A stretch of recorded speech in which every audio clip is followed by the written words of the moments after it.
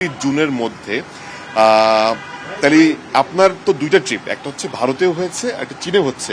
তার মানে কি জুনের মধ্যে আমরা দুই দেশে দুটো সফর দেখতে পাচ্ছি? এটার জন্য একটু অপেক্ষা করতে হবে, এটা এখনই আমি বলতে পারছি না। তবে নিশ্চয়ই আমাদের প্রধানমন্ত্রী আমাদের সব বড় বড় বন্ধু দেশের সঙ্গে যে আমাদের সম্পর্ক দৃঢ়তর করার জন্যে উনি ওনার কমিটমেন্ট আছে এবং বন্ধু দেশে তো নিশ্চয়ই যাবেন। তাহলে কোনটা আগে?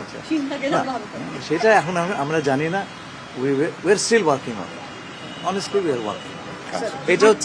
এটা আপনার শুধু আমাদের কনভিনিয়েন্স না, তো যে দেশে যাবেন তাদের কনভিনিয়েন্সটা দেখতে হবে, তাদের প্রধানমন্ত্রীরা সেই সময় থাকবেন কিনা ইত্যাদি অনেক কিছু বিচার্য বিষয় আছে।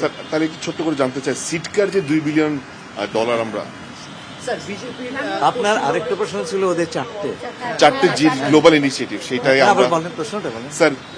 Global security initiative, GSI, GGI, এই যে চারটে ইনিশিয়েটিভ রয়েছে, এটা কোনটায় বাংলাদেশ বর্তমান সরকার আগে বেশি প্রায়োরিটি দিয়ে যোগদান করতে পারে? আচ্ছা, এটা আমাদের জয়েন্ট রিলিজে থাকবে, আপনারা দুটো দিন অপেক্ষা করেন। আপনি যখন বিগত সরকারের অংশে ছিলেন তখন আপনি নিজেও বলেছিলেন যে অন্তর্বর্তী সরকারের প্রধান প্রথমে প্রতিবেশী দেশ ভারতে যাবার আগ্রহ প্রকাশ করেছিল, ভারত থেকে সেই ধরনের সাড়া মেলেনি, তার জন্য তিনি চীন সফরে গিয়েছেন। এবারের না, আসলে তা নয়, চীনের কাছ থেকে চীনের রাষ্ট্রপ্রধানের কাছ থেকে ওনার একটা আমন্ত্রণ ছিল, তাই উনি গেছে, এমনি তো যেতে পারে না, তাই না?